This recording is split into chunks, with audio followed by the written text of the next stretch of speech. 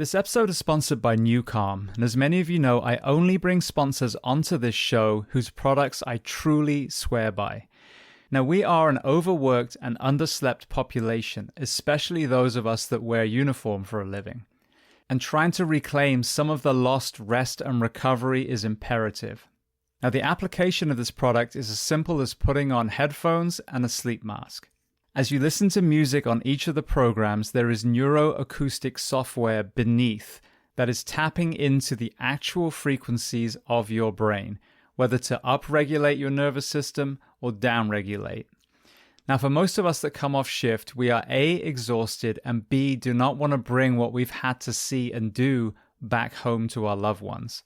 So one powerful application is using the program Power Nap, a 20-minute session that will not only feel like you've had 2 hours of sleep, but also downregulate from a hypervigilant state back into the role of mother or father, husband or wife. Now, there are so many other applications and benefits from this software, so I urge you to go and listen to episode 806 with CEO Jim Poole. Then download Nucalm, Nucalm, from your app store and sign up for the 7-day free trial. Not only will you have an understanding of the origin story and the 4 decades this science has spanned, but also see for yourself the incredible health impact of this life-changing software. And you can find even more information on nucalm.com. Welcome to the Behind the Shield podcast. As always, my name is James Gearing, and this week it is my absolute honor to welcome on the show documentary filmmaker, podcast host, and the man behind the PTSD 911 documentary, and the man behind the PTSD 911 movie, Conrad Weaver. Now, in this conversation, we discuss a host of topics, from his journey into making films, the addiction crisis, mental health in first responders, the power of storytelling, podcasting, and so much more. Now, before we get to this incredible conversation, as I say every week, please just take a moment. Go to whichever app you listen to this on, subscribe to the show, leave feedback, and leave a rating. Every single 5-star rating truly does elevate this podcast, therefore making it easier for others to find. And this is a free library of over 1,000 episodes now. So all I ask in return is that you help share these incredible men and women's stories so I can get them to every single person on planet Earth who needs to hear them. So with that being said, I introduce to you Conrad Weaver. Enjoy.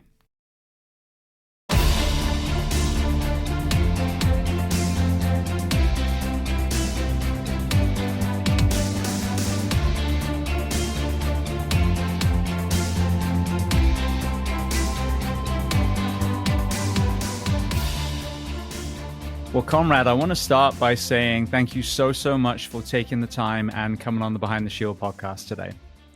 Well, it's an honor and a privilege. Thank you for having me. So where on planet Earth are we finding you this afternoon? So I am in Firetown, USA, in Emmitsburg, Maryland. It's the home of the National Fire Academy. The National Emergency Training Center is here. It's just all things, the National Fallen Firefighter Memorial's here. And so this is it's a very small town, but this is where I find myself for the past 20 some years. So here in my studio, in my basement. How progressive are you finding that area? Because what's interesting, the IAFF used to be centered around Fairfax, Virginia. But actually, if you look at Fairfax Fire Department, they're still working a 56-hour week. Here in Florida, we are the home of the Florida State Fire College. Yet Marion County, where that is, still woefully behind and arguably refusing to move into the new generation if we're going to really solve this problem. So is the area around Firetown, USA actually, understanding and being open to the solutions that we're going to talk about today? I think in word, yes. In deed, no. Just my observation as an outsider, as someone who, is in the community and interacting with the fire chief. Actually, we met with the fire chief the other night, had some friends over and we went up to the firehouse and hung out. He's very onto it, but this is an all volunteer fire station. And so he's full time down in Virginia. And so he's very tuned into what wellness is, what's required, what's necessary. But I think as a whole, the community is not. However, I do have to say that Frederick County, so I live in Frederick County, Maryland. Frederick County, the fire chief here has been very open to these things, to hear and to listen. He actually helped host a screening of the PTSD 911 documentary in the summer of 23. And so I think there's some interest, perhaps a dabbling interest, but not a full vested, hey, we got to make this a priority. You said the National Fallen Firefighter Memorial. What about locally? I mean, my feed is just riddled with deaths pretty much every single day, and it's heartbreaking, whether it's our law enforcement from all the physical and mental issues, or the line of duty deaths and the shootings, or whether it's the fire service. I mean, we had a Hawaiian firefighter just killed, Honolulu firefighter, but then you've got numerous suicides. We just had a Maryland firefighter killed yesterday or the day before, died in line of duty and on a fire, house fire. So with that, obviously operationally as part of it, but even with the line of duty deaths, one thing that's not being discussed is just the exhaustion of our firefighters, the work weeks, the shift work, and how much does sleep deprivation factor in to maybe getting lost in primary search or not reading the smoke. Not blaming as a sole thing, but that is a preventable element that I don't hear anyone talking about. Sure. And a lot of this was kind of came to mind when I was talking with our local fire chief, and he's a lieutenant down in Virginia, full-time, as his full-time job. But then he said, a lot of us come back here to Emmitsburg and we volunteer. So we're in this all the time. And in my mind, I'm thinking, is that healthy? And I think he even acknowledged, yeah, it's probably not the best thing, but it's what we do. We're just in this thing. And so, as a volunteer, when he's off duty down in Virginia, he's coming here and he's jumping out of bed, running down across the street to the firehouse to jump on a rig and go and take care of someone's emergency when he's off duty from his day job. And a lot of these guys are, a lot of the guys that volunteer here in Emmitsburg. And I suppose maybe some places around the country it's like that. Other places it's not quite so much, that you have full-time firefighters that are also volunteering. But I think just that itself is a recipe for trouble down the road. Yeah. I mean, if you put it a different way, the guy that works in the deli in your local grocery store doesn't then go and volunteer in a deli in a different store on his days off. You know what I mean? If you're all in your fire department, you have done enough there. And I think that, the volunteerism is really important, but I feel like that's abused in a lot of areas. I mean, the Northeast has a lot of highly populated suburban areas that are still relying on volunteers. And I think that's completely unethical. Yeah, absolutely. And sometimes there's filmmakers who volunteer on the side. I've been guilty of that. And my wife reminds me, hey, are you getting paid for that gig? Well, no, not exactly. So, there is that level of altruism that I think many of us have to give back and to give.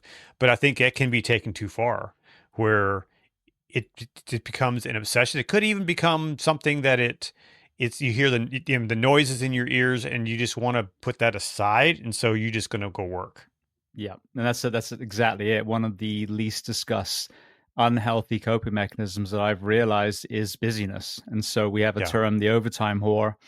I would argue that if you dive into the mind of a lot of those who are choosing not to be at home with their families, signing up for overtime, there's probably a mental health condition going on. And there's something that needs to be addressed that they're trying to ignore by working.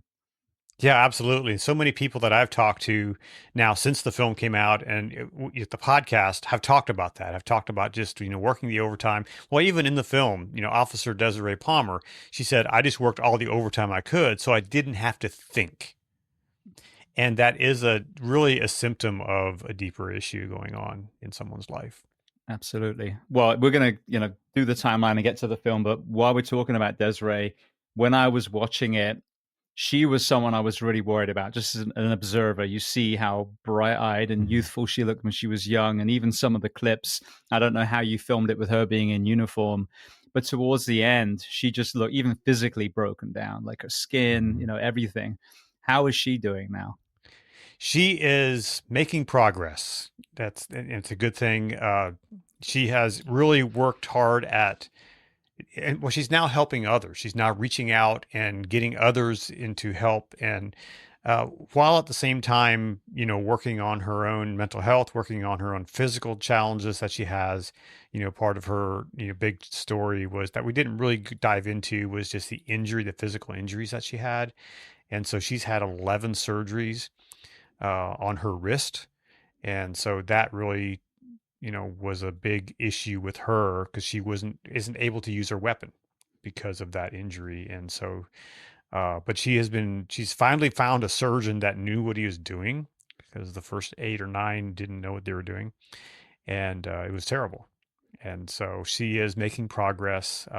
She comes to some of the screenings that we host, and she speaks on stages. And so that's been an amazing transformation for her. Really a step outside of her comfort zone. She doesn't like to be on camera. She doesn't like to be on the stage, but she's learning to, in a live audience, tell her story and follow up with people. And I see her light up when we go to an event. And people come up afterwards and they give her a hug and they ask her how she's doing, and it just gives her energy. And so that always makes me feel good when we see that. Was the injury on the job or was it outside? On the job. On the job. So this, we talked about this before we hit record. What's interesting is once you make a film, and obviously a film is years in the making, it made me realize, and this is a good thing, how quickly the thought leaders have evolved in this conversation. But she touched on the organizational betrayal. So she's her on the job in her uniform. She's all in. I mean, I remember her saying there was a time when she was the only cop in the whole county.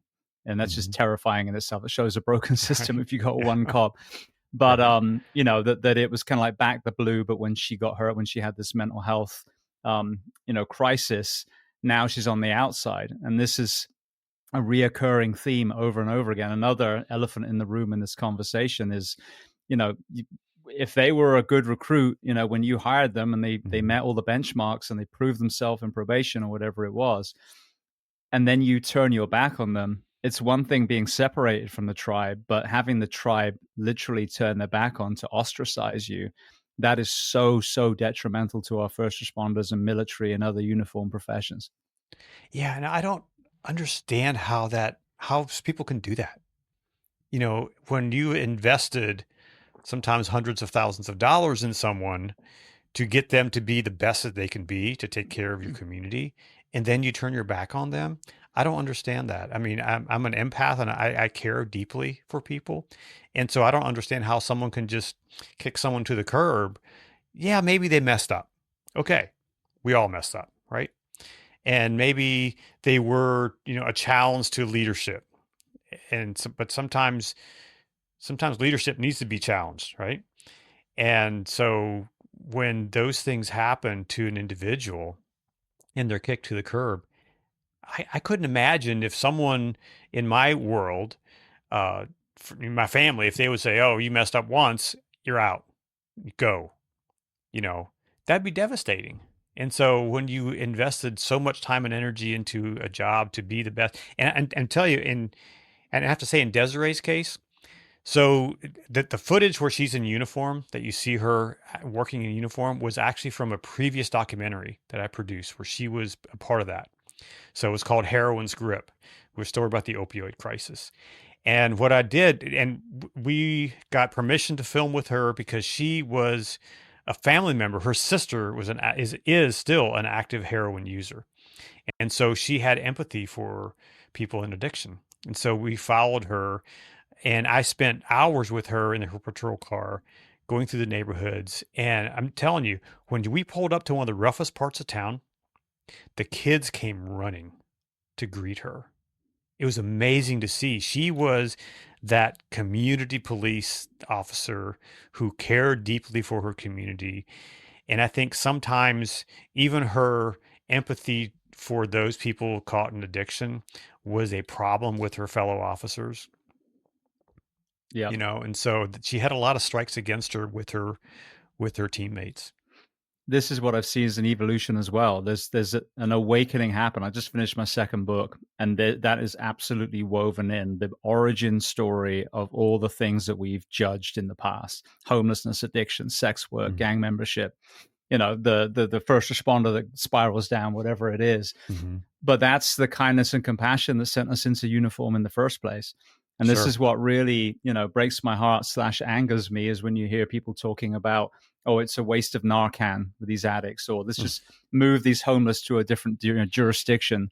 And it's Mm-hmm. that same toxicity that then is applied to our own first Mm-hmm. responders when they're struggling. So we Yeah. can't just change one thing. We've got to change all the things. Right. And if you listen to nearly every single police officer I interviewed, especially recently, their stance on prohibition of drugs, for example, is it's a complete failure, and we've got to change it. And arresting addicts is not working. Mm-hmm. Just even Yep. arresting the dealers, another one just pops up. So Yeah. if you want to cut the head off the snake, heal the people that are relying on drugs. Right.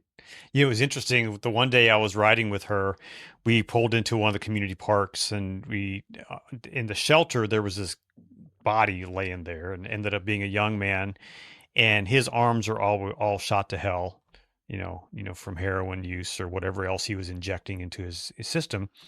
And so she kind of woke him up, and we ended up getting his permission to film him.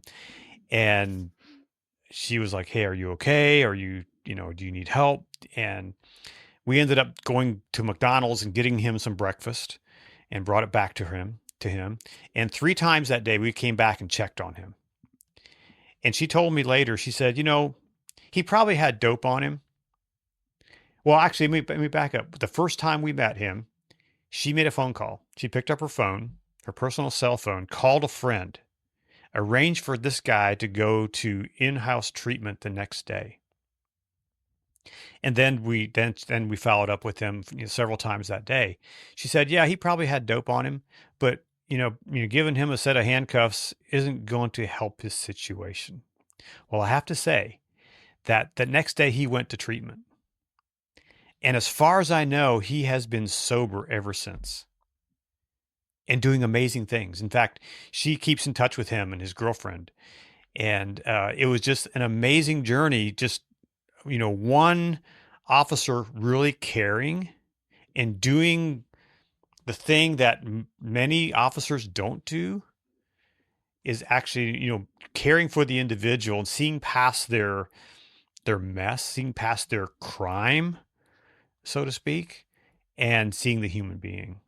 And that's what I really appreciated about her. And that's what makes it such a hard thing to see her kicked to the curb by her fellow officers and the leadership in her department. Mm-hmm. Well, and this is what we need. I mean, if you look at Portugal, for example, they decriminalized addiction. And what they realize is, while we stigmatize, addiction, drug use, the people using are going to stay in the shadows. They're going to lean into the underworld, because that's what they have to, because they don't want to be arrested, because how the hell are they going to climb out the hole with a string of criminal records?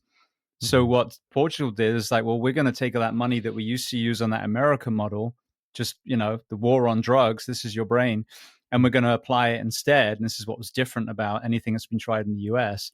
They poured that money and created addiction counseling, mental health counseling, job creation, housing. So they enveloped these addicts if they wanted to. They volunteered. You take away all that stigma, all of a sudden people want help. And not everyone as well. This is the big important thing. You can't get everyone. So what we like to do in America is point to the few that it didn't work for and go, see, it doesn't work, and ignore all the ones that it did.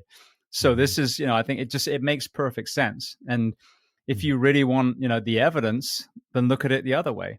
If you create prohibition of drugs, and we're not talking about dealers and smugglers, they still go to jail in Portugal.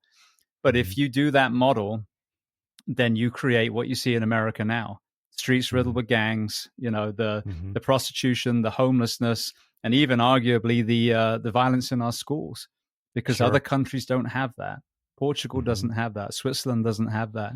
So, we've done a great job of figuring out how not to do it. Now it's time for us to have the humility to figure out how to do it. Yeah. I think it comes down to really caring for the human being, caring for individuals who are, well, I remember one time after showing that film, Heroin's Grip, we had a paramedic came to one of our screenings, and he said, "You know what? I don't think I'll ever look at an addict the same again without thinking, okay, who are his parents? Who are the people who love this person?" He said, "Before I would just get angry, just oh, it's them again. You know, this kid, we just Narcaned him yesterday, and now we're back." He said, "Now because of your film, I'm going to look at that a little bit differently." And I'm hoping he does. I'm hoping he actually followed through with that. But I think that's what it takes. It takes us to realize that people are people. People are human beings. They have loved ones. Every person that's, laying in a gutter someplace at one point had a family who cared for him. Yeah. I love that phrase. Don't ask what's wrong with you. Ask what happened to you. Because just like you said, no kid in, kindergarten age is just kind of lurking in the corner going, "Oh, I'm going to be pimping hoes in a few years." He's thinking about the ball or his crayons, and then Right. life happens. So the Yeah. fact that we act like a drug, a homeless guy just needs to get a job, or an addict just needs to wake up one day, eat salad and run 5 miles, and that's going to fix everything, shows you just the kind of blinkered mentality that we've got, through Yeah. this, divisive politicians and media, and it's not, it's a nuanced conversation. And what really And, gets and me you, as well, how many people go to holy buildings and study texts that say be kind and compassionate? Would Jesus yeah. be a judgy asshole? Probably not. Right. He hung out with those. He hung out with Exactly. the derelicts of the earth at the time. you know, um, there was a thought that floated through my brain, and it just kept on going. So I'll have to try to retrieve it at some Yeah. point too. But it was a good point. So. Well, I want to go to the beginning of your timeline, and please, when that comes back Sure. in, then just jump in. Yep. So tell me where you were born, and tell me a little bit about your family dynamic, what your parents did, how many siblings. Yeah. So I was born in Ohio, and actually, I was actually born into a very conservative Mennonite family. My father ended up being a pastor of a Mennonite church. I'm the oldest of five children. My dad, he was a jack of all trades. Sometimes he was a truck driver. Sometimes he was a machinist. My mom was a worked at home and took care of us kids. And so we had a tough upbringing just because of poverty. We were very poor growing up. And I remember there was times when, we had to rely on the church people to bring us meals, you know, and it was tough. But I say all those things, really helped shape me who I am today. And I don't, look back at that in anger or frustration. I just look back as that happened to me, and that was a part of my life, and that's all I knew. But I was the first one in my family to have aspirations to go to college. And so when I was a young adult, I had dreams of becoming a surgeon and becoming a doctor. But I had a really bad math and science background in high school. And when I got off to college, I was making C's and D's in chemistry and biology. And so from there, I switched to psychology after my advisor advised me not to pursue a medical degree because he said, "You're not going to get into medical school." And so I went to psychology thinking perhaps I'd go on to higher education in psychology as far as getting a master's or a doctorate. And one thing led to another, and I ended up working at a psychiatric hospital in South Carolina, and it was an adolescent program. It was really meaningful work at the time. The patients that we had would stay a couple of months, and you could actually see progress, and it was really a meaningful. I worked there 3.5 years, and as time progressed there, though, I could see that the length of time and stays were shorter and shorter just because of insurance cuts. And by the time I left, 3.5 years later, the average stay was 5 days, and there's nothing you can do for treatment in 5 days other than keep them safe for a few days. And unfortunately, oftentimes, many of those young people would be shipped off to the state hospital, which, from all accounts, was just a horrible place.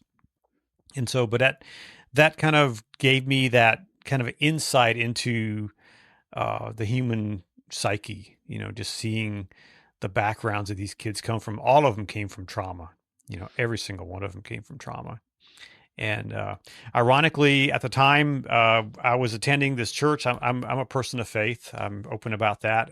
I was attending this church, and our pastor called me and he said, "Hey, our youth pastor left, and we're looking for someone to take his place." And my wife and I had known that he had left, and we're like, "Oh man, I pity the guy who takes his place," because he was kind of a rock star type youth minister. Well, I became that guy. I became the replacement. And so I spent 6.5 years in youth ministry.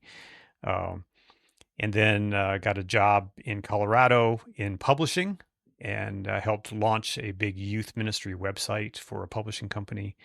Moved to Colorado for a couple of years, and then through changes. Well, in the meantime, I got married, and we had children, had 2 children. And my wife is an educator. She taught middle school and elementary school for 25 years. And we moved around Colorado and moved to Maryland, where I got a new job at another church doing production work. And that's what introduced me to video. I had shot some video on a little handy cam, recorder, but I never produced the actual video until I came to this church, and the pastor was like, "Hey, can you make this video?" I said, "Sure." I had no idea what I was doing. And we did, and turns out I was pretty good at it. And in the meantime, people started seeing my work on the screen. And so I started getting hired to do side jobs. And pretty soon I was doing work for an executive producer that was formerly with Good Morning America. And I was on Capitol Hill doing interviews with congressmen, members of Congress, and senators, and all kinds of cool stuff, doing stakeouts outside buildings, getting people to, talking to the camera and microphone and stuff. So that was all fun stuff. And then in 2012, I was reading a blog about these people who harvest wheat. They take their families and they take their equipment and they go to Texas, and they start in Texas and they work their way north through across the plains of America, harvesting wheat for farmers. And I was like, that's pretty interesting. And my wife looked over my shoulder and she said, "You should make a movie about that." And I said, "That's a great idea." And so I spent the next 3 years working on a film that's called The Great American Wheat Harvest. It ended up doing really well, and we won a Regional Emmy Award for that film. And it's still on Amazon. It's still my bestseller on Amazon. It's an agriculture film. I kind of grew up on my grandfather's dairy farm. So when in the summer months, I'd be working on the farm. So I was accustomed to being around all the farm equipment and animals and all the stuff that farmers do. The farmers in this film, when I first approached them, they were like, "Who are you? You from Hollywood? Have you ever been on a farm?" I said, "Look, I grew up in a dairy farm. I've had shit on my boots." And they're like, "Oh, you get us." And so they welcomed me in. And then that film led to the next film, which is called Thirsty Land. It's a story about the drought in the American West. And both of those stories took me away from home for weeks at a time. And so I started to look for something closer home. And the opioid crisis came roaring into this community. And so I produced Heroine's Grip. It's a local story here in Maryland. And that's where I met Desiree. And the chief of police at the time, I had met with him, and he said, "I have an officer for you. She has a sister in addiction, and she'd be great for you to get to know." And so I spent time with her. I spent time with the local sheriff's department doing ride-alongs with the drug interdiction team. Spent time with our local fire and EMS, riding with the medics and going to different scenes that they go to. And we produced that film, and and it was the one day I was with Desiree when we were called to a fatal overdose. And lights and sirens off to the scene. We walk in, and if you're a first responder, you've seen this. It's chaos in the house. Mom's screaming over here because her daughter is laying dead in the bathroom. We go in, and I'm just like, "Whew, what am I seeing here?" Not accustomed to all this, and there's a body laying there. But the first responders on scene were like, "It's just Tuesday. It's just another day." And when we left, we were riding away from the scene. I looked over at Desiree and said, "Man, you guys were like joking around back there. You were laughing, and the body's laying right there. You couldn't avoid that. I mean, it's like, yeah, it's definitely coping mechanisms." And I said, "Well, is PTSD like a thing with you guys?" I had no clue. And she goes, "Oh man, if you only knew the half of it." And then she looked at me and she said, "If you want to make a documentary about that, I'll do anything I can to help you." And what we didn't realize is that she'd become one of the main characters in the film that's now PTSD 911. And that's the origin of that film and how we got to that spot. So I hope that answered your question. Yeah, no, it does. But I'm going to take you all the way back. Yeah. You said you grew up in Ohio. Where exactly in Ohio? So I grew up about 80 miles south of Cleveland, in a little town called Beach City, and also the town of Sugar Creek, Ohio, which is right in the center of the Amish community in Ohio. My parents weren't Amish; they were Amish when they were little, as kids, but they were in the Mennonite community, and that's where I grew up. My wife's from North Canton, so I'm in Oh, Ohio quite a bit. very familiar. I've been through there many times, but I've never been to the Hall of Fame. They're in Canton, so Yeah. the football Hall of Fame. Yeah. So when I think of Ohio, I think just like you said, especially with the the recent opioid crisis, that is the hub. And I had Sam Quinones on a couple of times who wrote Dreamland about that very thing. Talk to me about the devastation that you've witnessed. You talked about where you are now, but also even then in Ohio itself. The devastation that let me back up. So Northeast Ohio, East Canton, Akron, all those areas, devastated with drugs. Even the local high school, when I was growing up, I was in Stark County. We had Fairless High School. It was the high school that I was supposed to go to. My parents ended up putting us into a private school. I'm not sure how they afforded it, but they did, because they said the high school that's here is the number 2 high school in the state for drugs, and they didn't want us to have anything to do with that. And so that was the rural community that we grew up in. I know that the worst area during the height of the opioid crisis, Dayton, Ohio was really, actually Montgomery County, Ohio was the number 1 county in the country for overdose deaths. And I've had several screenings of my film Heroin Script in that community, and just talking to those people, just the devastation there was unbelievable. And it's interesting. I just recently read Malcolm Gladwell's latest book. I don't know if you're a fan of Malcolm Gladwell. I've listened to him on podcasts. I actually haven't read his books yet, but I need to start. Yeah, his books are fascinating. His most recent one is The Revenge of the Tipping Point, and he goes into the origins of the opioid crisis in that book. It's a fascinating look at what actually happened when these drug companies decided to market their products. They were very specific at what states they marketed to, because there were certain states that had triplicate laws where a doctor prescribing an opioid would have to write the prescription on triplicate. So there was multiple copies. One would go to the state, one would go to, I guess, the local government. And so there was a record of those doctors giving or prescribing those drugs. Well, they didn't target any of those states. So the states that did not have triplicate laws were Idaho and Nevada. I think West Virginia was one of them. All the states where the opioids were the worst, those were the states that they targeted specifically and went after those. And then they would send their sales reps to doctors. They found that if they went twice a month, they sold way more OxyContin. Mm-hmm. If they dropped down to once a month visit, to the doctor, the salespeople going to the doctor, and they would not only visit them, but they would wine and dine them, getting them to write more prescriptions. And when they went at least twice a month, their sales just skyrocketed. And so they kept sending these good-looking, salespeople to visit these doctors, taking them out for dinner and expensive meals and wine and all this other stuff, so they would buy more and sell more OxyContin.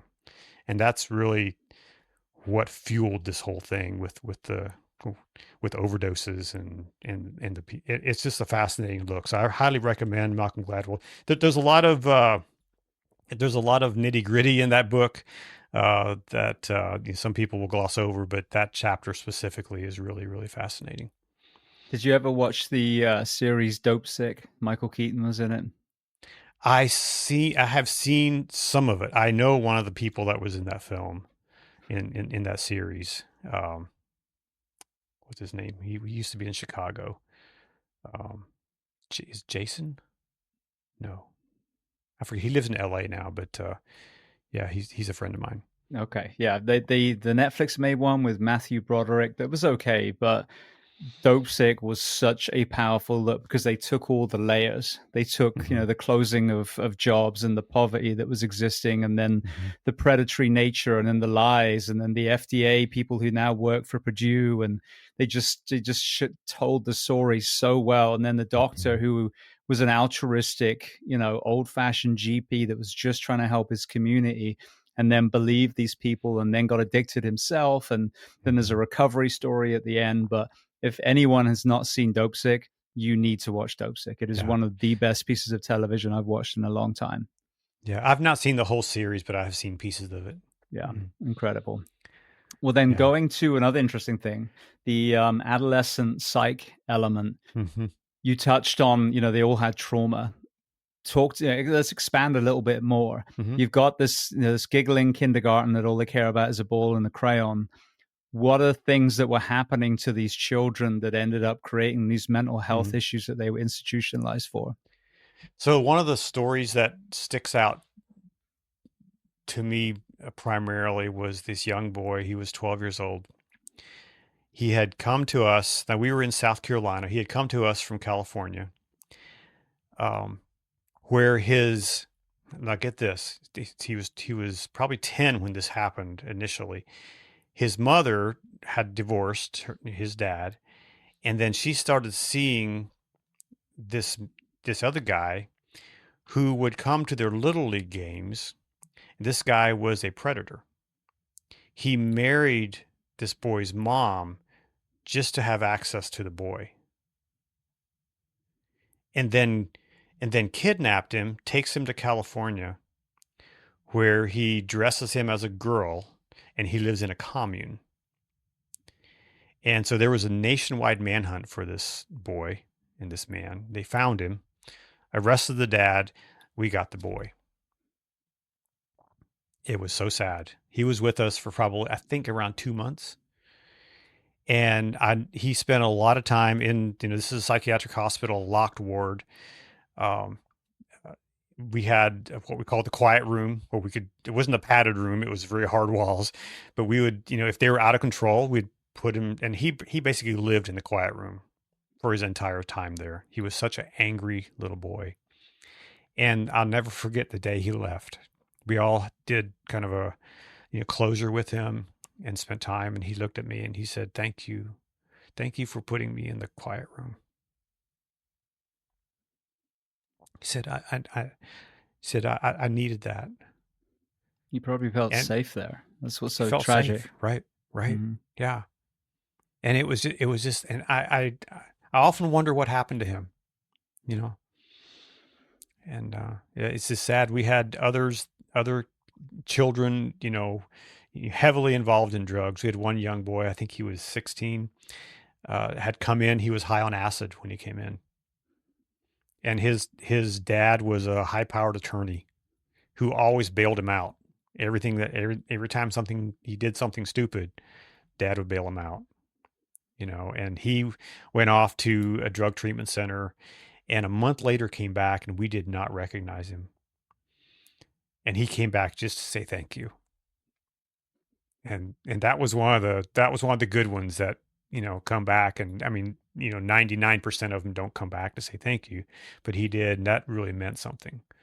Because you're staying with these children, you're working with them, and you're seeing, you know their trauma, and you're trying to help them get to a better spot. And my job, I was at the bottom of the totem pole. I was a mental health technician. I was part of the nursing staff. And so, but I would write notes as to my interactions with these children, and that the psychiatrist would take my notes and help make decisions, based on that. And so that was really meaningful to be able to do that. There was times when I came home black and blue.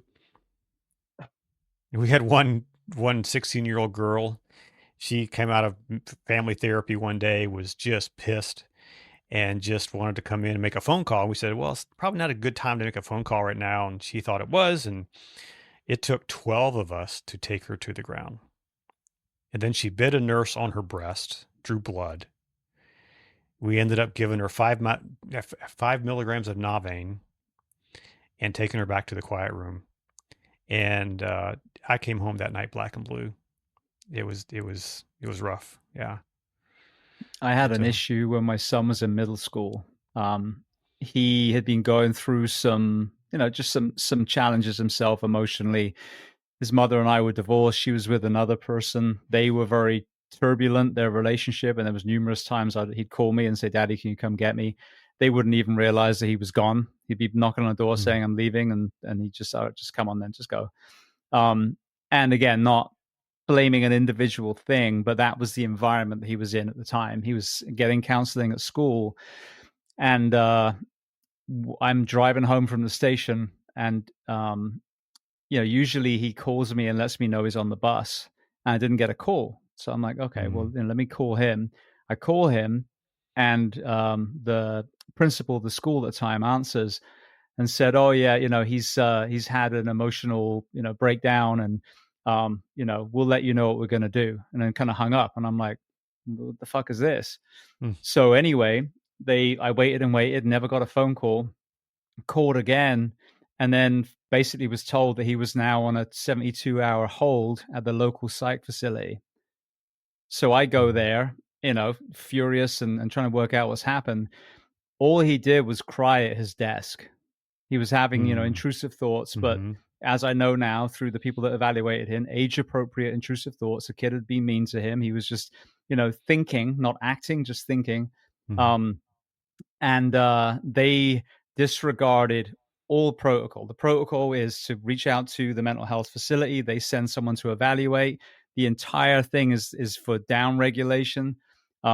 And they just, the SRO, who was an absolute turd as well. Obviously, she just wanted to go home. So she just, Mhm. well, we'll just, but what was really bad is when he was in there, those 3 days, numerous other kids from this one middle school came in and out. So it Mhm. was like a revolving door. The Wow. the damage that alone did to my son for Mhm. years, well, to this day, is inexcusable. And I dove into it. Apparently, there was a national, a statewide problem, and it wasn't me by any means. There were lots of Mhm. wheels in motion already, but the law got changed. And if they did that today, that principal and that cop would be behind fucking bars right now. The Mhm. reason I give you this whole monologue before is there are elements of our, the way our children are treated that, as you Mhm. just detailed, can be very beneficial, but there are a lot of them that are very detrimental as well. With this Sure. lens that you have now reflecting on that time, what were the things that worked well that you think should still be around, and were there any giant red flags that shouldn't Mm. be an avenue that our children are sent down? Mhm. There was times when I saw the real benefit of psychiatric care, in-house psychiatric care, really mostly when these kids were a harm to themselves. They were a threat to themselves or to someone else. I think that's when that kind of treatment care is probably necessary to protect them. And we had kids that were threatening suicide all the time, you know. And I mean, we had kids threaten us, and I was threatened, one time by this young boy. He was just angry, and just so we had to make sure that I wasn't anywhere near him, where he could, jump out at me or something. But what I saw work is when there was a combination of genuine psychiatric care that didn't just involve pushing pills. That's often what has happened in the past, taken to the hospital, psychiatric, oh, you need antidepressants, you need this. But when there's family therapy, when the parents get involved, because that was the biggest issue with these kids was their family. They came from families that were broken, that were not only broken as far as, divorced, but broken just as broken human beings, you know. And that's often what precipitated them to come into the hospital. And there was times when I was like, why is this kid here? Because he's, a little bit of outpatient therapy would be fine and to be okay. So, uh, but then looking at it so my wife is a school administrator. She's a principal at a middle school. She has been an assistant principal for 8 years, and this year has become a principal. And she deals with this kind of stuff all the time, where they have to evaluate. And they had some kids that ended up in the hospital this year because they were a threat to themselves or a threat to others. Uh, so it's a tricky place for an administrator to be. They almost have to have a degree in psychology to understand what's going on with some of these kids.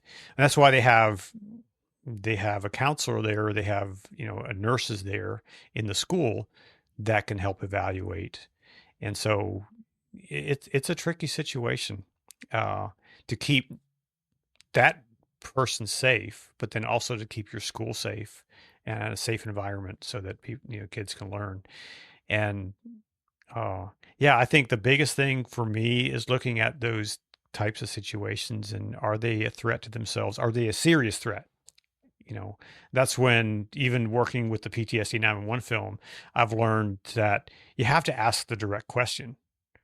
Are you thinking of hurting? Are you thinking of harming yourself? Do you have a plan? Because if they're thinking about it, you're not going to put the idea in their head. And I think even for a young person of a school age, that's a question that needs to be asked. And if they are, then perhaps there's something that needs to be done to get them into the help that they need. Well, I think the other thing, and I've heard this from a lot of people now, is that a teacher isn't a counselor, a firefighter isn't a counselor. So this is what they did wrong: is there was a counselor that was supposed to come to the school and do that, because they are not trained. Yeah. You're a Right. principal, stay in your lane. You're an SRO, Yep. stay in your lane. But they disregarded that. And what was nauseating is because I pulled records of how many kids had been Baker Act. I mean, I went fucking all in, and to the point where I sat down with the police and the school blamed the police blamed the school. And I was like, okay, so this is basically the same cowardice that I'm calling out now yet again. All these people that are in these Yeah. positions that are supposed to be courageous are not at all. So like I said, Yeah. it's changed now, but what the danger was is there was no punitive action for them Mm, disregarding the protocols they were supposed to have followed and mhm, imprisoning children, kidnapping children. mm. So, this is a conversation, is that the teacher shouldn't have to be doing mental health evaluations. Sure. And yes, and also, how many kids, when they're emotional, not that this has even happened with my son, how many kids say, I'm going to go kill myself? We all Right. know that that's something that a kid throws out there. Doesn't mean it's a Yep. genuine threat. So you're going to Right. Baker Act every child that says that, or you're going to Yeah. put your big boy pants on, take a moment, get them evaluated, get someone who's trained to talk to them. Mhm. And then, yeah, if they really truly seem like they are, then absolutely, then the facility might be the place. But to Yeah. take a kid that was just having a bad day and lock them in a place and take their shoelaces for 3 days, you categorically, hands down, are going to make that child even worse. And do you think Yeah. they're ever going to trust you to tell them when they're actually Mhm. hurting? No, you Nope. just Nope. destroyed all trust now. That's just bad leadership, you know? That's Yeah. just bad, untrained leadership who doesn't understand that, and perhaps even selfish leadership. They're just thinking about themselves and their school and just so, yeah, that's unfortunate. I'm sorry that happened to you guys. Yeah. Well, and I mean, like I said, what I always tell my son is, because of that, we blew open, at least locally here, what was going on, and it added to that Hmm. already big movement of making change. So Yeah, I'd good. still love to see those two behind bars, to be honest, and pay for what they did. But Sure. the best thing we can do is talk about it on a podcast instead and shame them. Yep. So, Yep. all right, you know who you are, fuckers. Yeah. Anyway, moving on. So we talked about the journey into the opioid crisis, and you, mate, and Desiree. Ex- Explain to me then the decision to do the film on PTSD, and then what was your perspective of opening Pandora's box at that point when it came to Mhm. our professions? Mhm. So, whenever have a film idea, I always do some research to find out who else has told this story, because I don't want to just repeat what someone else has done. So in 2018, when I started thinking about this, when actually Desiree gave me the idea, if you want to make a film about this, I'll do anything I can to help you. I started researching, and I couldn't find much out there about this as far as documentary films. I saw a few news clips here and there from some news channels, even some national broadcast channels, but I didn't see anything in the space, in the documentary space, that tells the story of post-traumatic stress within the first responder community. Saw lots of films about veterans. Important issue, no doubt. Uh, but I saw very little in the first responder space. And so whenever I see an opportunity to tell a story that hasn't been told, then I start saying, okay, this is something that needs to be told. And my thoughts were, there are first responders in every single community in America, every single community in the world for the most part, at least in the first world. And this is an issue that's likely affecting most of them. Every community has an ambulance that's been on the accident scene on a highway, and they're cutting bodies out of a smashed up vehicle. That's traumatizing. I mean, it'd be traumatizing to me. I think it'd be traumatizing to anybody. Even the hardest person it'd be a challenge. I remember, so living here in Emmitsburg, you're surrounded by the fire community and firefighters. And so the local firehouse, they were celebrating 125 years as a volunteer fire department. And they reached out to me about making a little short historical documentary about their department. So I did. And in the process of that, one of the older gentlemen told me a story about an accident that happened here on the highway. Before it was a 4-lane highway, it was a 2-lane highway, where a whole carload of people in like an old station wagon. I think there was 9 people in the station wagon. All of them were killed in a head-on collision, or it might have been a van. I don't remember, but they were all killed. Every person on the scene was dead, and they pulled in. Oh, I know what their ambulance was. The old, this is way back, the old station wagon looking Hearse looking thing. car. Yeah, yeah. That was their wagon they pulled up in. And they were back on the radio saying, you're going to need a whole lot more of these things because there's nobody alive here. And this still haunted this old retired firefighter, EMT. I could see it in his eyes. And that, and that was a few years before I started working on this film, but that always stuck in my head. It's like, even here in this little rural community of Maryland, terrible things have happened that have affected these firefighters. Then I went to visit one of my buddies here. He's an old retired firefighter, old volunteer here in the community. He was a photographer for years, so we became good friends. And I would just sit and chew in the fat with him one day. And I kind of asked him about this. Hey, do you have things that bother you from the past? And here in Emmitsburg, it's a volunteer station. I think they have a couple of paid EMTs that run the ambulance, but all the fire apparatus is all run by volunteers. So whenever there's an emergency call, they blow the whistle, the big siren that goes off. And then, of course, obviously, people have scanners. And if you're retired first responder, more than likely you have a scanner in your house like he does. You could hear it anywhere in his house. You could hear the scanner. He said, when those tones go off, he said, if there's a call for a working fire with entrapment, he says, I can still smell that smell. I was on the nozzle. I had to go in and I had to find a mom and her baby. He said, I can still smell that. And that was 50 years ago. And I said, well, what kind of training did you have back then for taking care of these things? It was suck it up. Here's a beer. That was the training we got. And so that was the motivation I needed to, okay, let's tell the story. Let's not only tell the story, but in my films, I like to offer some kind of solutions or showcase organizations and people that are doing things better than others.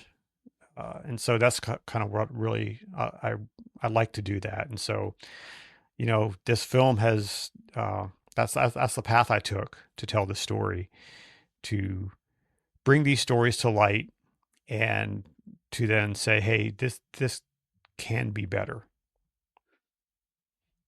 I was at Anaheim for a few years, and Matty Fiorenza was hired. I think he was like 3 years ahead of me, something like that, a couple of years.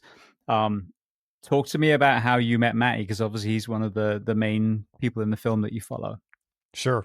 So when I started working on this film, I had reached out to a friend of mine, another filmmaker here in Maryland in the area, and we had been friends for a number of years. And her name's Nancy, and she had always expressed interest in working with me and becoming a partner or becoming a producer on a film. And so I brought her in on this film. And as we were developing this and talking about stories and who we could have in the film, we decided to set up a web page with a form that people can submit their stories. And it was on one of those stories that I don't know if Maddie submitted it or I think someone introduced us to Maddie. And so whenever those stories came in, I would hand them off to Nancy to vet those stories. So she would jump on a Zoom call and just spend some time understanding their story, hearing it out. And so she had this call with Maddie. And as soon as she got off that call, she called me. She was like, I found our firefighter. He's got a fascinating story. He's well-spoken. He looks good. He's going to be great on camera. And that's, those kind of things, filmmakers speak in the backside. You have to think about those things. But more importantly, he's willing to tell his story and to dive into it. And so, and then we arranged a Zoom call for me to talk to him. And this was during COVID. So in 2020. And then once I was like, yes, this is the guy and he's willing to talk, then that February, I think, of 21, I ended up going out to California for the first time and spent a week with him. And then I was back 3 or 4 times in the course of 3 years. So what did you see over those 3 years as far as his highs and lows? That's, yeah, there was definitely high highs and low lows in those 3 years. Well, actually 2 years. It was the fall of 22 when we were finished. Yeah, when I went out the first time, he was in a good spot. He was helping others. He was still working, and but he was, making a difference for others. He had been, sharing his story with, locally within the local community. He had helped start a treatment facility, was doing really amazing things. And then a few months later that summer, I came back to visit, and he was back to work now. And we had arranged with Anaheim that I would be able to come and do ride-alongs. And so he was reassigned to a different station from what his normal station, I think, was Station 3, right outside of Disney there. And he was reassigned to, I think it was Station 10, up in the hills, kind of the bougie area of the city. And, we had one call that shift, and it was an accident. And it's the scene that you see in the film. It was the accident on the highway there. And, but it was soon after that, he was like, I don't think I can do this. And just start talking about, getting his retirement in. And so it was then a few months later, um, I get a phone call from him. He said, "You don't want me in your film anymore." It's like, what? What's going on? He said, "Well, I picked up again." And his drug of choice was alcohol. And he said, "I'm just not doing good. I picked up again." I said, "Maddie, that's exactly why I want you in the film. Because I'm not going to make this film and make it all pretty and it's going to tie it up in a nice bow and it's all fixed, right? Because as long as you're a human being, as long as your heart's beating, there's chance for amazing success and there's chance for devastating failures. And that's the story. And I'll do whatever I can to, you know, just to be an observer and to follow your story. Where I didn't know where these stories were going to go. I didn't know if all my main characters were going to end up alive. I had no idea, but I was willing to take that risk to follow them to wherever it may lead, and as hard as that may have been. And it wasn't until, and you can see this in the film, the one day I came back to visit, and 3 weeks before he had a suicide attempt. And that was hard. It was hard for me as a friend now to see. And sometimes it's hard for me, just full disclosure here, sometimes it's hard when I'm making a film to be purely objective because I become friends with my subjects. So I have to, in some ways, say, okay, I've got to be able to tell the story objectively without getting enmeshed into the story itself. And sometimes that's difficult. Well, I think, like you said, it's really important for people to see it's an undulation, and hopefully the trending is still in the right direction. But, Absolutely. you look at, I mean, I'm preaching to the choir. Most addiction stories weren't, oh, I went to addiction counseling once and then I was sober the rest of my life. Nope. It's these multiple attempts. And I've had people on the show that they were on their third time around. They were like, if this doesn't work, I'm done. I'm going to just end it. And thank God it did. And now they are running a sobriety organization of themselves. But, it's so important for people to understand. You might, first time just be off to the races, but then your child gets cancer or, your dog dies or whatever it is, something happens where it derails you again. And now you're leaning into that unhealthy coping mechanism.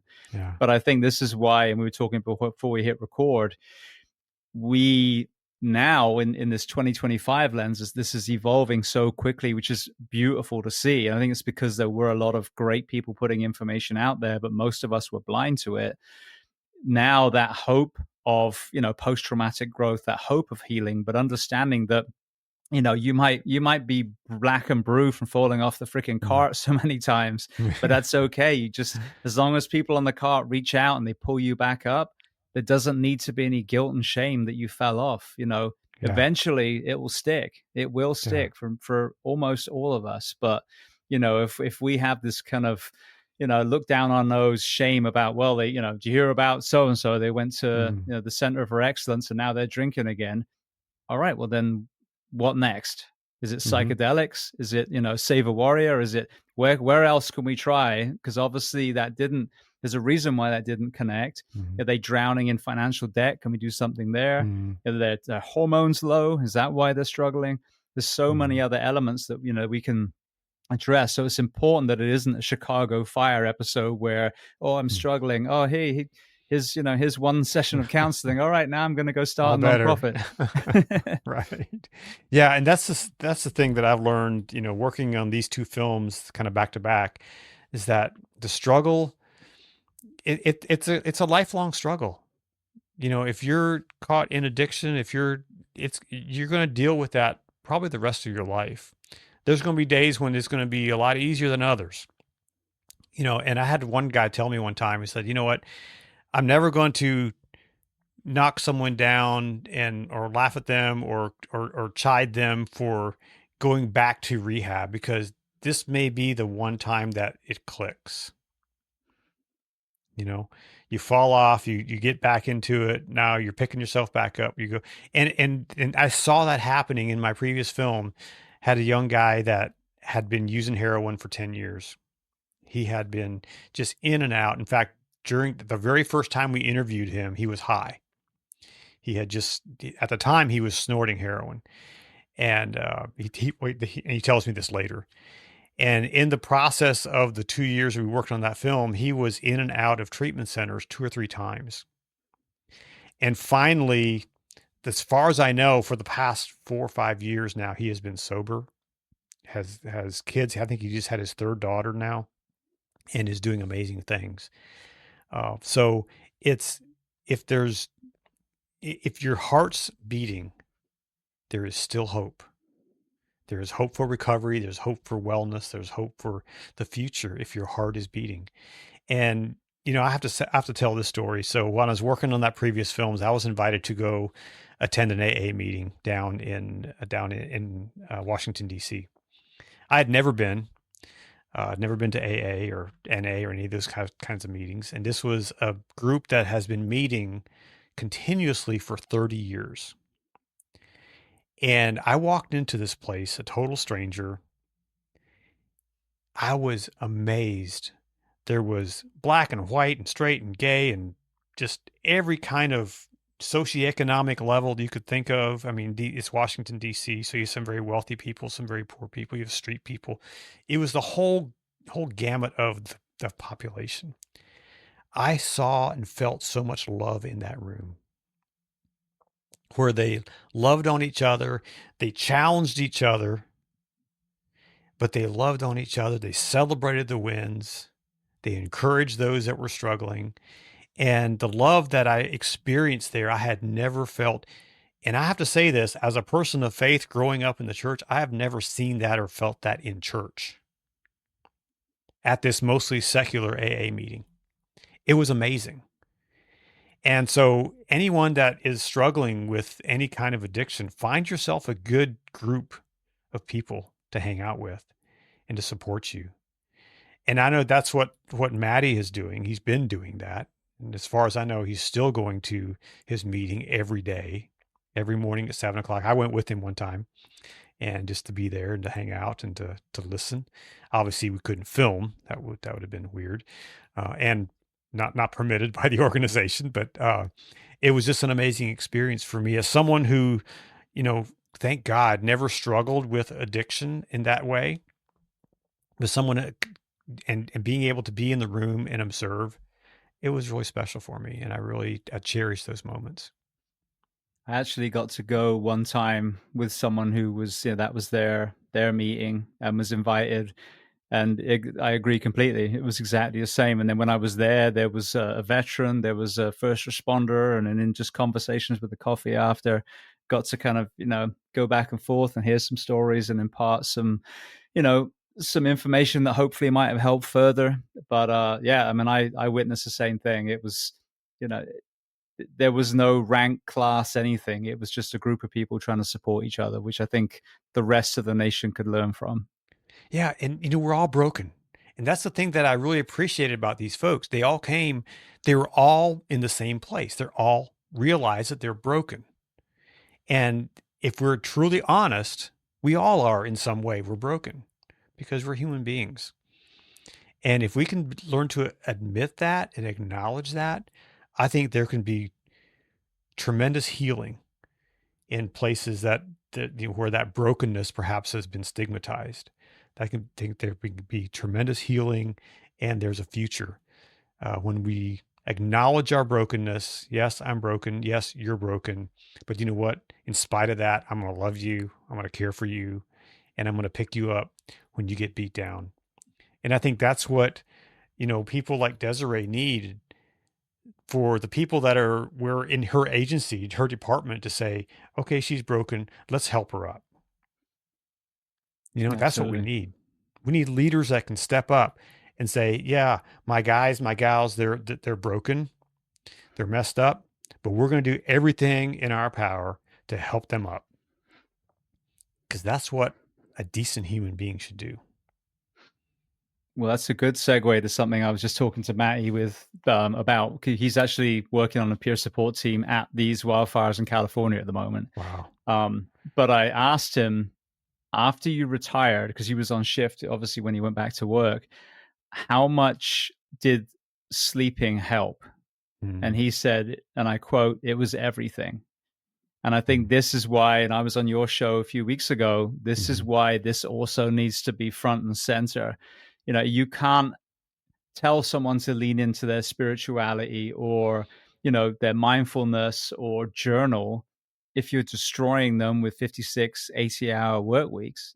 this mm, this is the pillar. And the number of people I've had in the coaching world have said, dude, I don't care if you eat like a monk, that you mm, train like a maniac. If you're not sleeping, it almost doesn't matter what you're putting in your mouth, because you're breaking everything down. So this is the other thing, is understanding how much the shift work, the sleep deprivation is impacting. And we have to be awake when everyone's asleep. That is our job. mhm. And Right. there are some extremely healthy ways of doing that. Still not as healthy as being in your own bed every night, but Mhm, offsetting it by giving them the rest and recovery.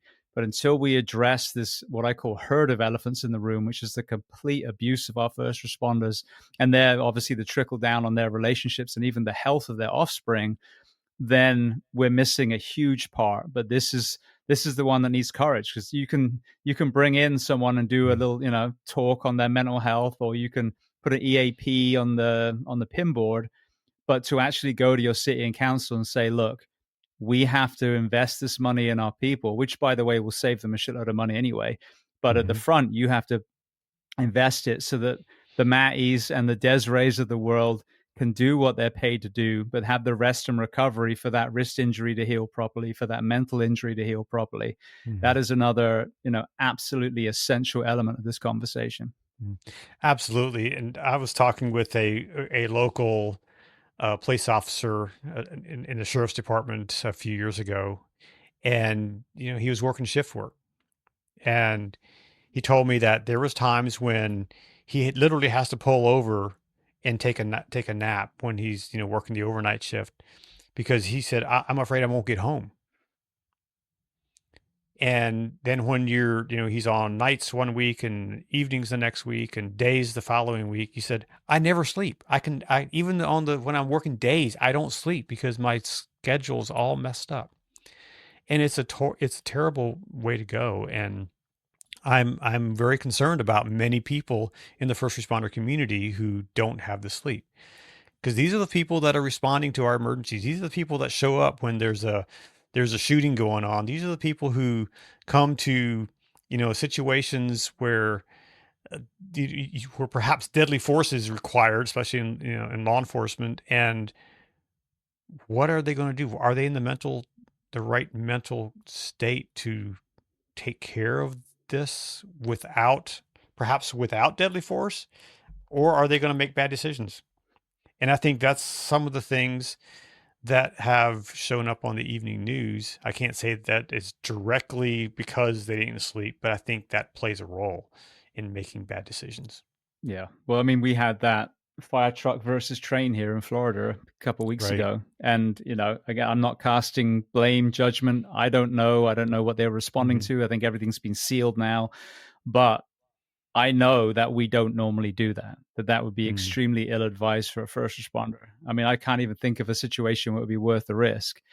Right. But I do know that if in a sleep deprived mind, that decision making can be clouded. And Hmm. so I'd be interested to see, what came out of that. And that particular city, I know, was trying to go to the 2472. And if I'm not mistaken, was having resistance. I don't know if it was from the city themselves. I'm not completely well versed, but I hope this helps, bring that conversation up, because yeah, Yeah. if someone pulls over my son and he reaches nervously into the glove box to get his insurance, Hmm. and he gets shot because the sleep deprived officer thinks he was, reaching for a gun. We see Right. all this footage of these intersection wrecks with first responder vehicles and civilians. Hmm. There's all these things where, and we know that micro sleeps are a real thing. It wasn't that they forgot to yield. It was the Hmm. engineer was half asleep and blew through the red light, which he wouldn't do well rested, was she. Hmm. So, this is, another, and you think about again, financially, oh, we can't afford it. What is the budgetary amount Hmm. on that train crash now for that city? Sure. Millions and millions and millions of dollars.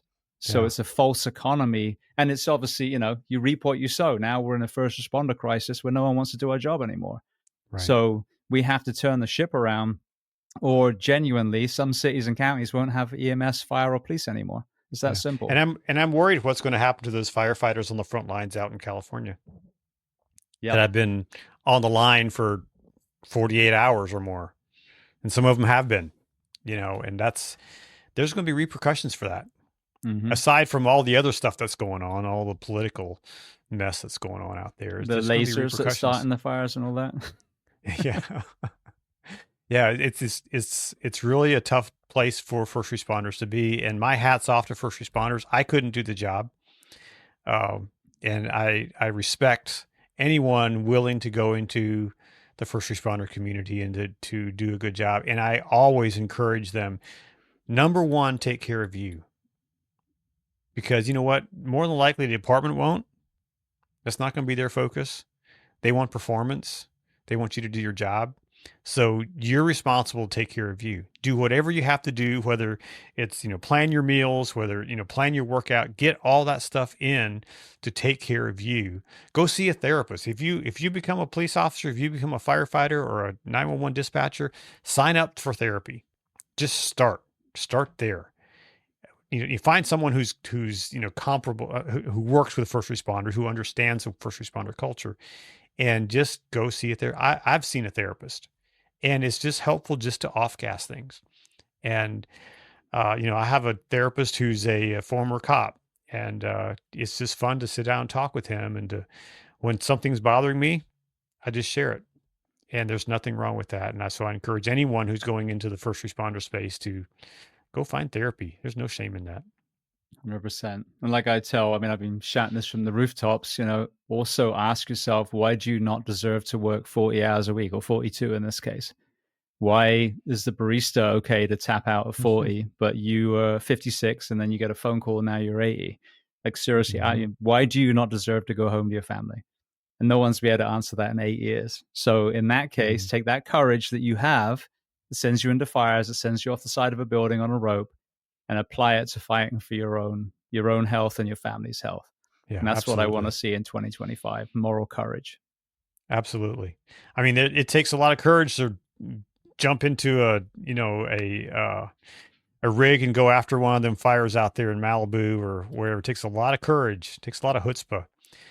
It takes a lot of chutzpah to call up someone to say, hey, I think I need to talk to a therapist. So I love that. Use that same courage and go take care of yourself. Total tangent, but while you just used the word chutzpah, I think it sent me back to your origin. One question that I've just been totally curious about, and you might be able to answer it in a simple sentence, but when I think of the Amish communities, they're very self-sufficient. Do they have their own fire departments in the Amish areas? Is it still a county fire department? Are you aware of what a fire response is in the Amish communities? So interesting question.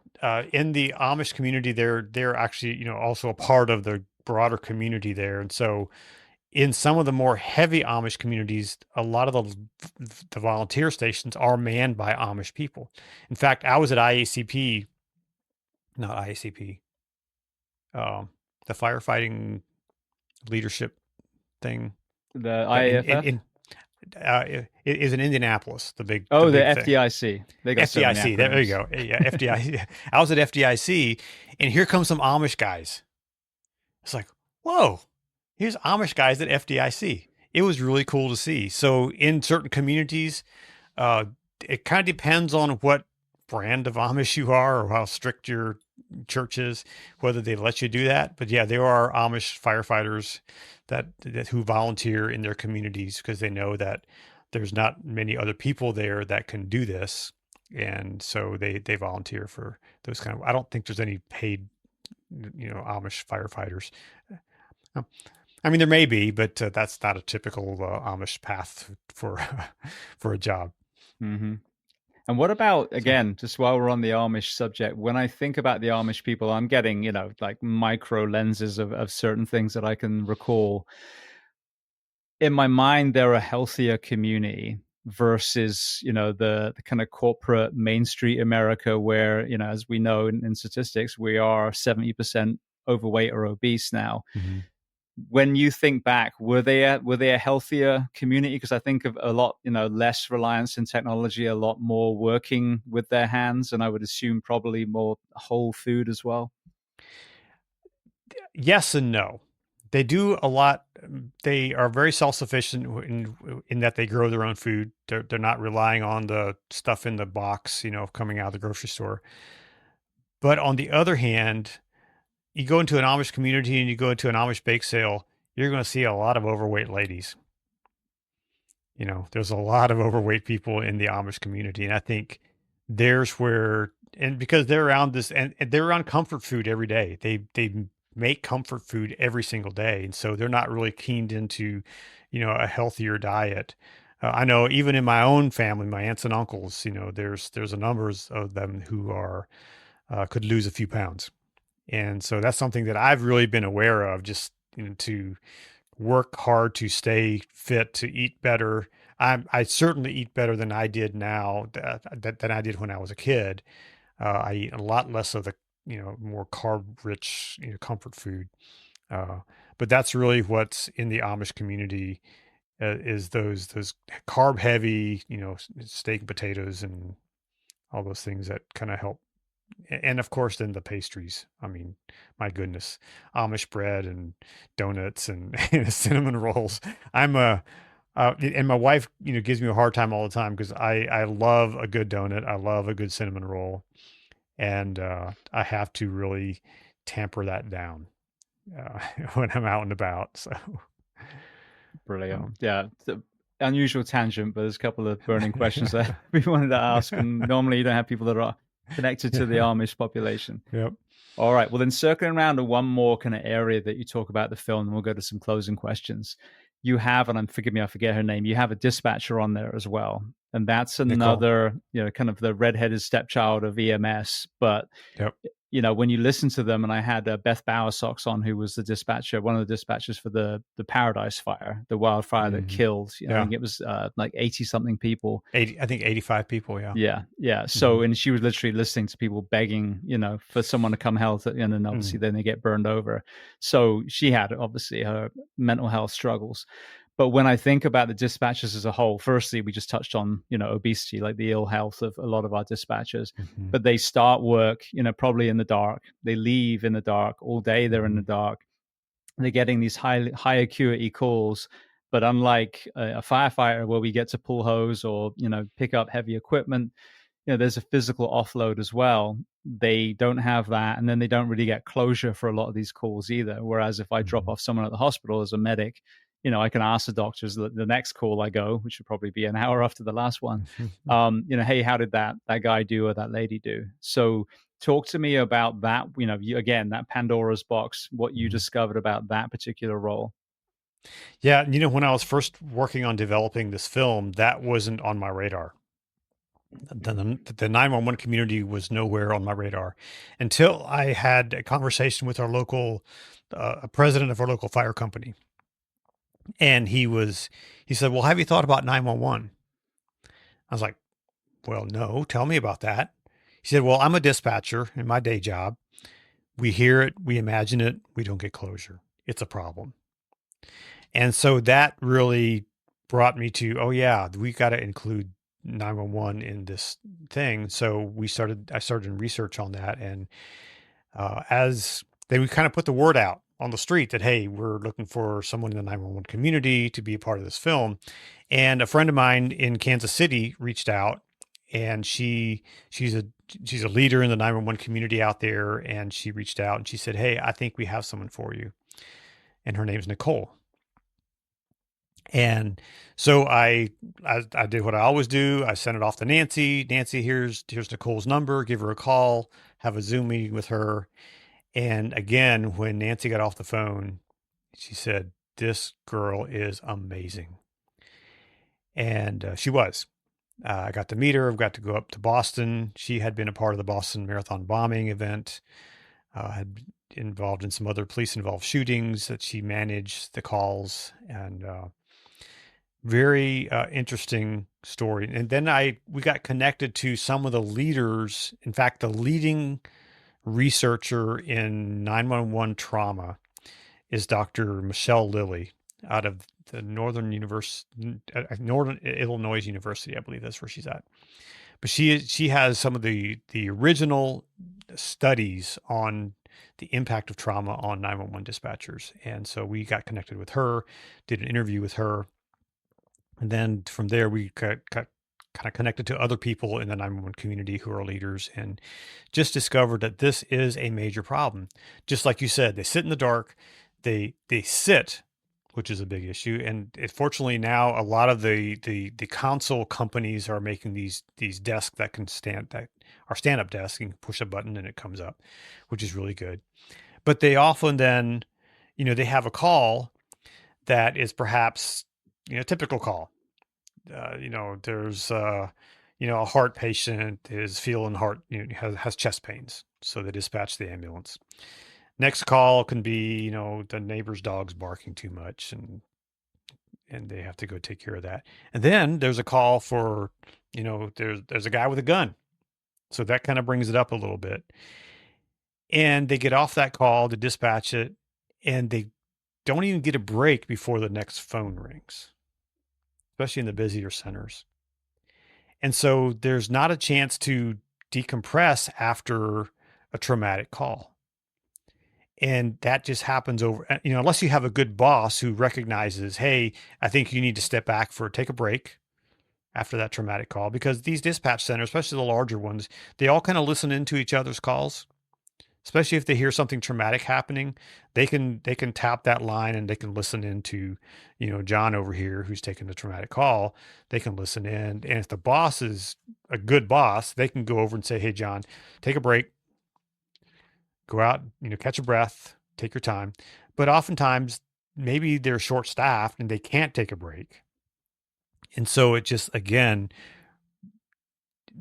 continues to pile on those traumatic things. And it becomes a major problem in the 911 community. And Nicole was no exception to that. And she went through, different agencies, to even move from one agency to another to try to maybe figure out something better.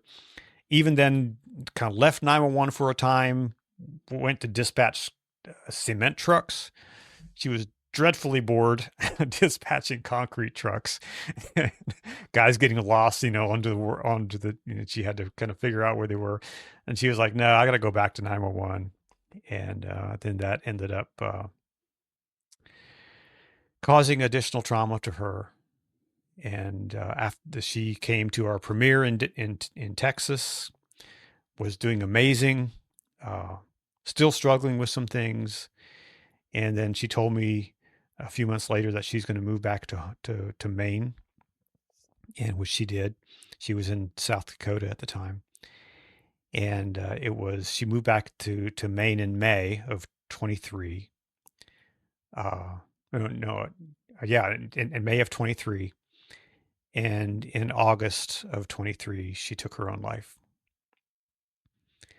God, I didn't realize that.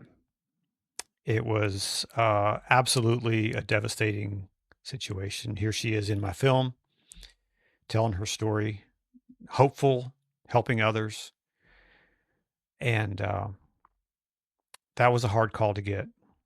And the way I found out about it, it was just bizarre. I saw a post on YouTube. Someone said, R.I.P. Nicole. And I was like, what? And so I called her mom.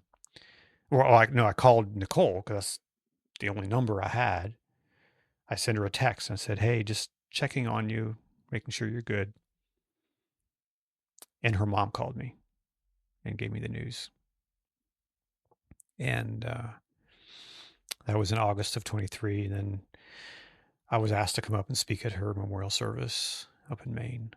And it was a reminder that just because someone looks well, says all the right things, doesn't mean they are. And it was a reminder to reach out. And something that that someone else in the film, Dr. Phil Bequee, has told me this, and when he speaks, he often gives this as a prompt, an action step. He says, take out your phone, and he did this in a seminar I was at. He said, take out your phone, and right now, send a text message to 3 people. The first 3 people you think of, just send them a text message. Hey, I'm thinking about you. Just hoping the best for you. He says, you never know what that will do to get someone who's maybe on the edge to come back. And it was just a reminder for me that, yeah, Nicole seemed to have all her ducks in a row and seemed to be in a good spot. And for a while she was. But she wasn't.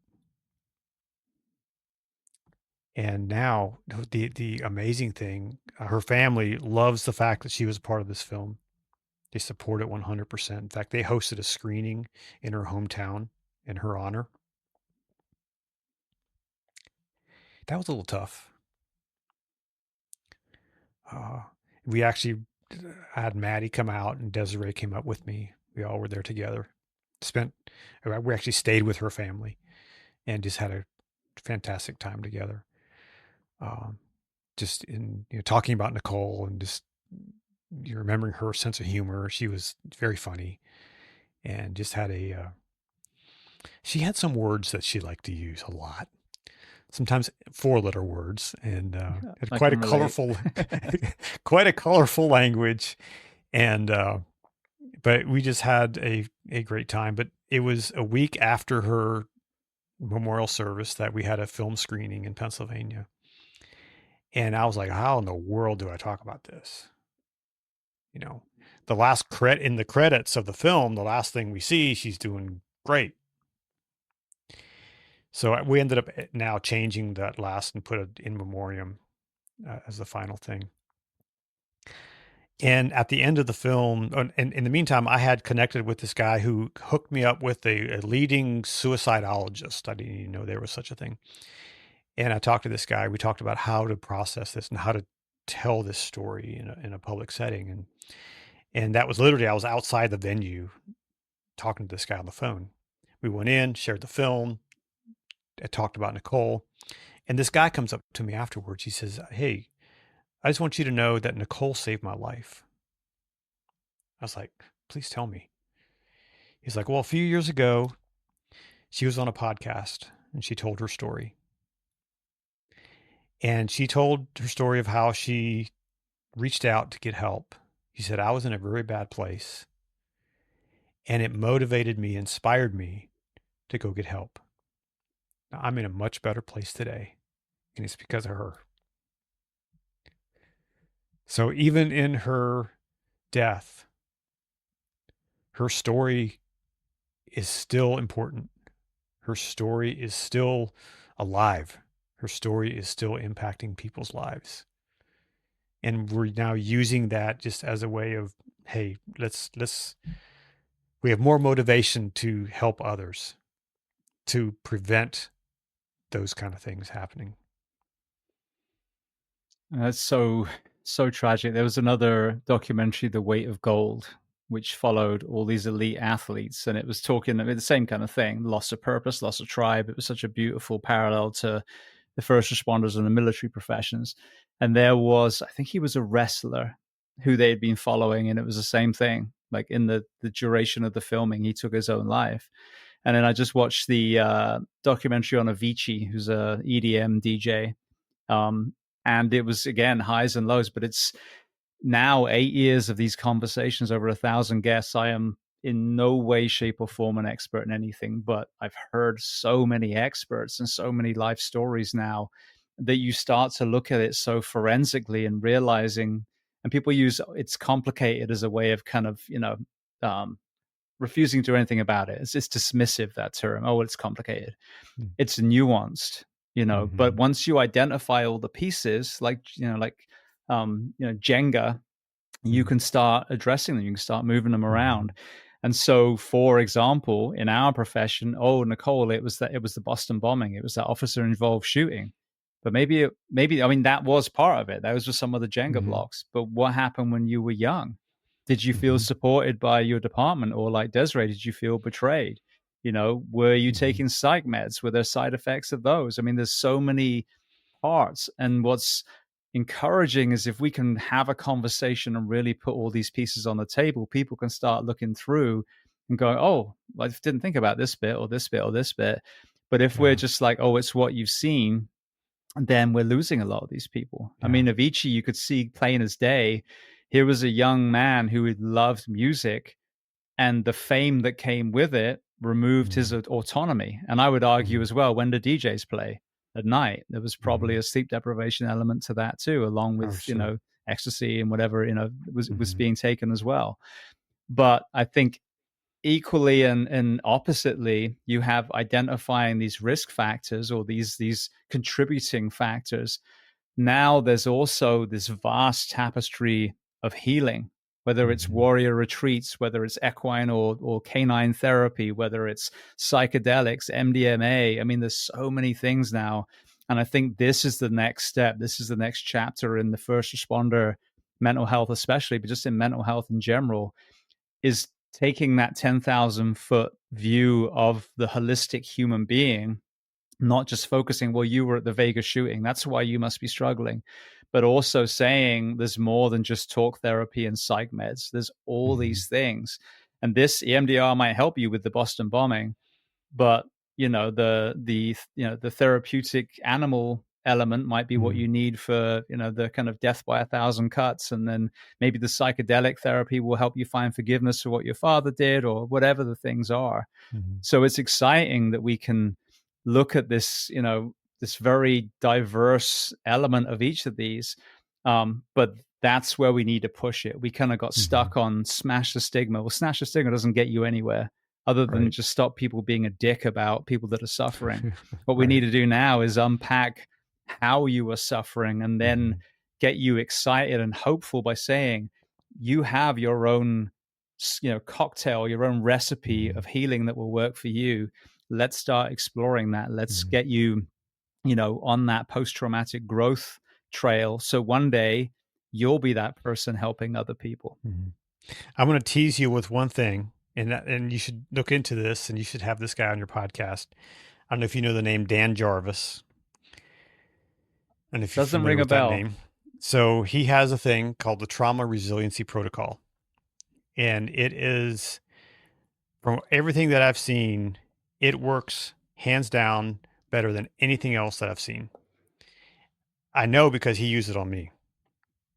I was having nightmares about something, and in 20 minutes, he sat at my kitchen table, and in 20 minutes, those nightmares are gone.